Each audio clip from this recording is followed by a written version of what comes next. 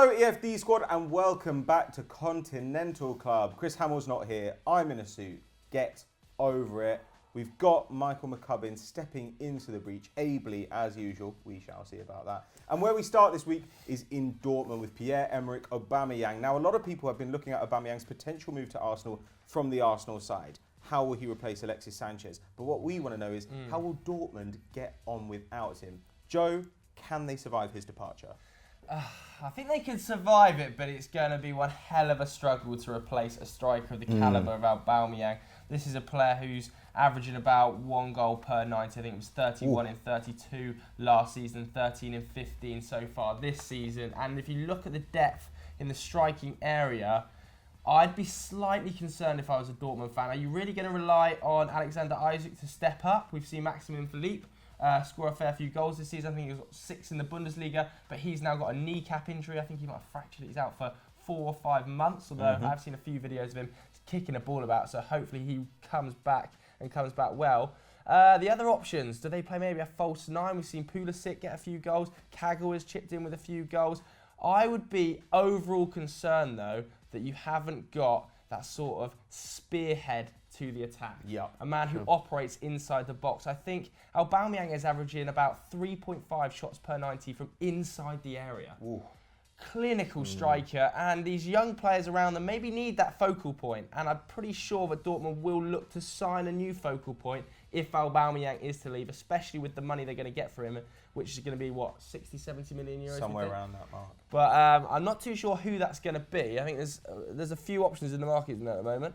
Yeah, I mean, me and Pat were talking about Batshuayi yesterday on Transfer Review, and he obviously has been linked with the move to Dortmund in light of the move, the potential move to Arsenal for Aubameyang, and his stats actually match up relatively well to Aubameyang, although obviously it's hard to compare them in the sense that Batshuayi just hasn't had the game time to really prove himself properly. But his goals per 90 at Chelsea, something like 0.7. That's actually pretty good. Which is pretty amazing. That's like really obviously he does come on in the latter stages of games, and that's when he's been most successful. So maybe it is a case of him being more successful against tired defences, although we have seen him come off the bench and actually change games for Chelsea as well. True. So yeah, I think Batshuayi is undeniably a talented striker. Obviously, it's hard to compare to Aubameyang because Aubameyang is been in the top 5 strikers in the world probably over the last 5 years. Yeah. So obviously, it's kind of impossible to compare them in that sense. But he definitely has talent. He's a much he's a different kind of striker to Aubameyang. Younger as well. He's younger. He probably would create more. And he's quite a very good dribbler as well. I think something like 80% take on success. That's really this season, which is really good as well. So he would definitely change that attack in a lot of ways. Other options other than Mishi though, there must be some in the market. I mean, what about Giroud swap deal? I've heard that muted a few times. Giroud and 30 mil for him. I've heard that too, and that's interesting because you're facing this decision about what sort of attack you want to have, right? Giroud and Batshuayi are so different. Yeah. And Giroud is particularly so different from Aubameyang. Though Aubameyang's a very fast player, they both do their business in the in the penalty area. Yeah. Giroud needs the service, and actually something that Dortmund have done over the years is they've always got high quality chances for their strikers. So we can give Aubameyang credit for the fact he gets 3.6 shots off from inside the area per game. But that's also because Dortmund are geared towards getting him those 100%. High quality chances. And actually, last season he missed more clear-cut chances than anybody else in the Bundesliga, but still was top goal scorer, which shows you how good he is at getting in those positions. Now, Giroud this season, he's only played 360 minutes in the Premier League, but he's got 4 goals in that time, so he's going a goal per 90. Yeah. I think he's got another 3 goals in the Europa League as well. He's obviously an aerial threat, and I don't think his pace would be as big an issue if he has fast players around him. So with Yarmolenko and Pulisic on the flanks, I think that actually Dortmund would still have enough pace about them to play on the counter-attack, to take teams back, and then Giroud is just a different sort of weapon.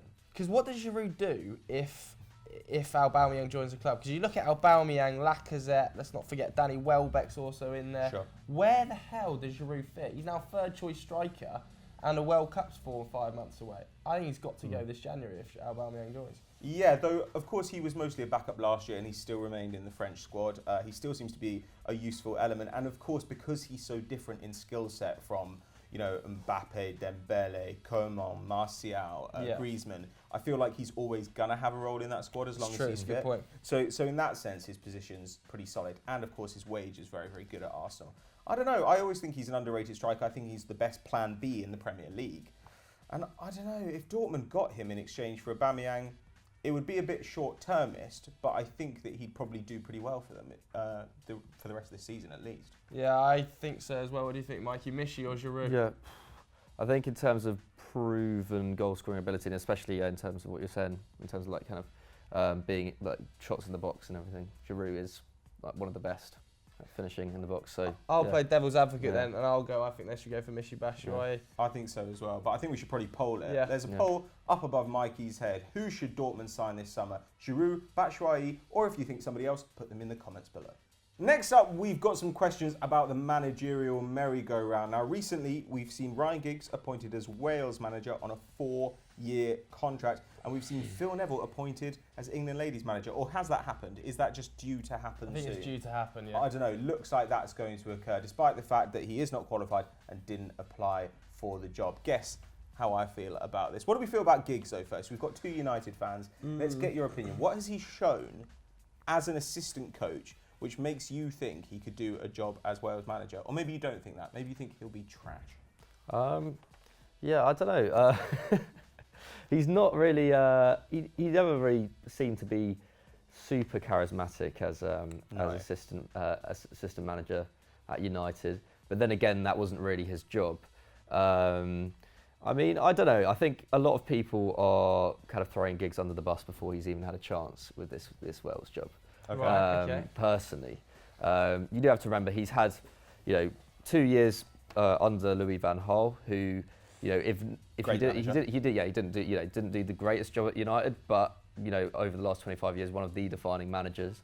I'm sure he had some wisdom to share with his assistant, and also I think an international job is, I don't know, these days maybe not as much, but if you look at Mark Hughes, who took over as Wales boss in 1999 with literally zero managerial experience, less experience than Giggs had in coaching. He'd pretty much just retired as a player, and he took them to the verge of qualifying for Euro 2004 with a probably, I don't know, maybe on balance a worse squad than Wales currently have at the moment. I don't know if I don't know if Giggs is necessarily going to be worse than the other candidates that they could have got. Personally, I'm not overly convinced about the appointment. I think if you look at the job Chris Coleman did, which I think we can all agree was a brilliant job to take him to, a semi-final of the Euros, Euro 2016. He then gets the option of going to Sunderland in a relegation dogfight, and that sort of level, I think, isn't where Giggs wants to be. I know that Giggs will hopefully, in his mind, he's ready for the Premier League right now. I don't think he's anywhere near that. Just because he's been LVG assistant manager and a coach under David Moyes gives him no right to be thinking that he is anywhere near a Premier League manager, in my opinion anyway. I think there were probably better options that Wales could have gone for. But for Giggsy personally, he'll probably be pretty happy about this. There's a lot of chat, he didn't put himself up for the Wales friendlies. He didn't play for us for a long time. But equally, he is still a legend of the game in the Premier League. He is one of Wales's greatest ever players. And it's a pretty prestigious job if you're Ryan Giggs. Okay, it might be pretty standard, but an international job at Wales as a starting point, he'll be happy with. He could have ended up at Leyton Orient. I think he probably should have started there. That's what I would have done. But in his mind, he's going to be delighted to get the Wales job. But do you think he has a realistic idea of where this is going to take him? I mean, let's look at Chris Coleman's career trajectory. Yeah. Do you think that Giggs would be happy with that? That's my exact point. I think that in Giggs' mind, does well with Wales, moves to a top 10 club in the Premier League. And I don't think that's realistic at all. That is what happened to Mark Hughes, though. But equally, Mark Hughes has not been great since. And I think there was less managerial talent around back then. If you look at some of the managers in the top 10 in the Premier League now, you'd say they're probably some of the best managers in the world. And is Giggs anywhere near some of those top 10 managers? I would say absolutely miles off. Miles off. Rafa Benitez is struggling in the Premier League right now with the Newcastle team. Admittedly, doesn't have much backing from the board, but he is a completely different level of manager to Ryan Giggs. So for Giggsy, in his mind, he probably thinks, I could get a job like Newcastle if I do well with Wales. I don't think he's anywhere near that. I think if he does well with Wales, he's looking at like a mid-table to low-level championship club. And I don't think he'll be happy with that. Yeah, well, I think that it could go either way. I mean, I guess we'll wait and see how it goes. Giggs has always said that he hasn't had a chance to show his ability, so it'll be intriguing to see what he actually is like when he does that. Finally, we can get that question out of the way. The Phil Neville thing troubles me a little bit more because England ladies are a very successful international side. In fact, they're much more successful than the men. And this just seems like such a slap in the face. You know, they've obviously been there's been an uproar recently because of the Eni Aluko and Mark Sampson inquiry. Yeah. And then they appoint a guy who has been an assistant coach but not a first team manager and who didn't apply for the job purely on the basis of his reputation. And I think his reputation isn't even that great either. I think most people see him as the second most intelligent footballer in his family.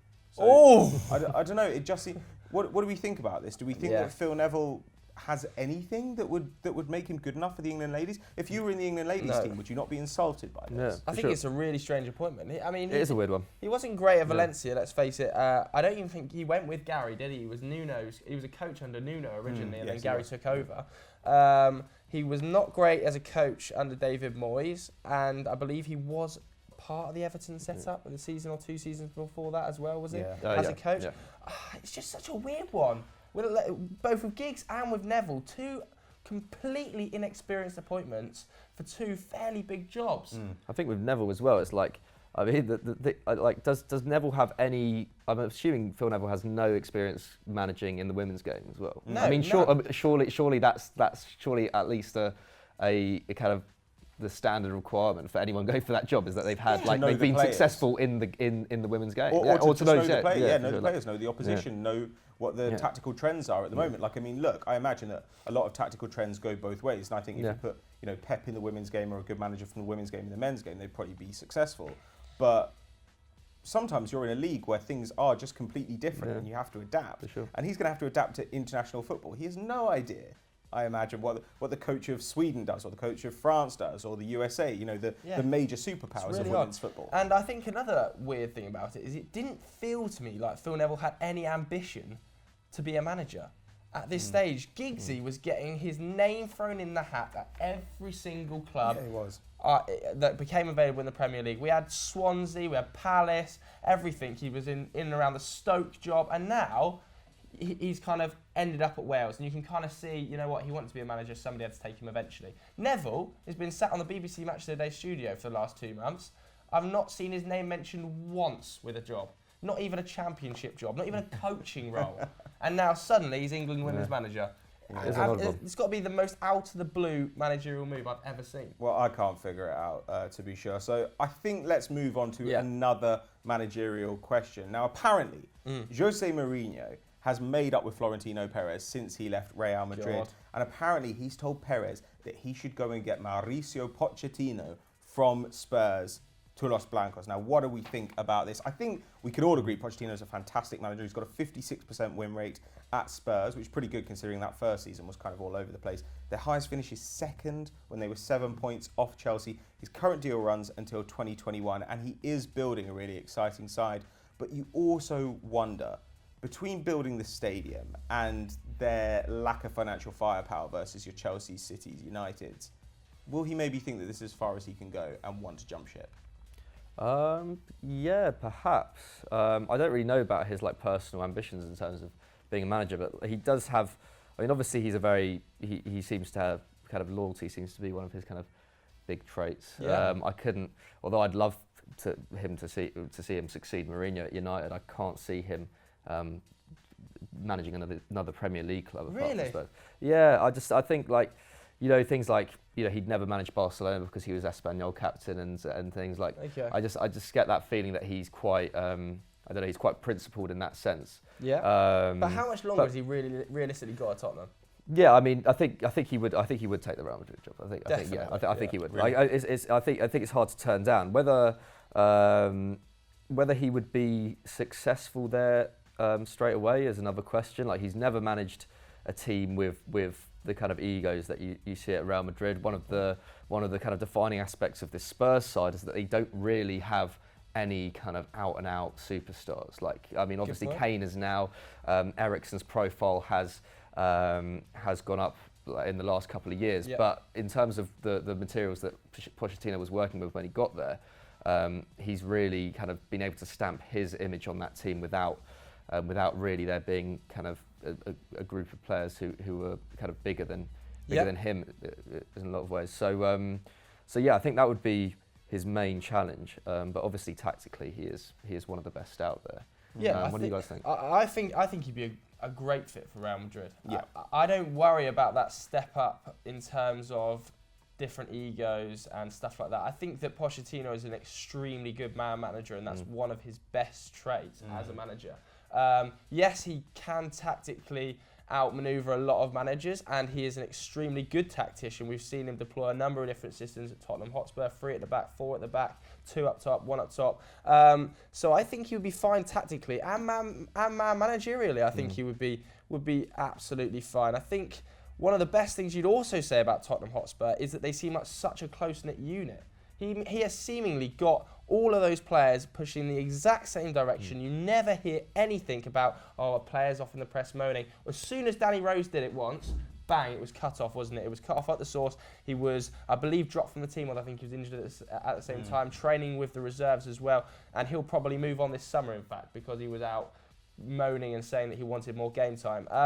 But I think Pochettino, for me, is almost the natural successor to Zinedine Zidane. I don't know how many other options Real Madrid have at this stage. They seem to have gone through the full playbook by now. Another potential candidate could be somebody like an Arsene Wenger. I don't think it would do too bad of a job at Madrid, but it would seem like a step backwards, wouldn't it? Whereas Pochettino would seem like a step forwards. So I think Pochettino would be great there. He also needs a wage rise, man. Yeah. Bloody hell, Pep Guardiola is earning, 16, 17 million pound a year. Yes, indeed. Massive figures. I think Jose's on 13 million pounds as well. And then you come down, what's Pochettino earning? Something like 5 million pounds. Is he really a third of the manager of Pep Guardiola at this stage? I don't think so. And I think as soon as he left the club, Tottenham would not crumble, because there's decent players there, but I think you'd see Kane go, Dele go, Eriksen go, probably Toby Alderweireld if he hasn't already gone. So I just think that Tottenham are on the verge of crumbling if Pochettino goes to Madrid. Yeah, I don't know. I mean, it looks like they're going to have to transition out of their current squad into a younger one at some point in the near future.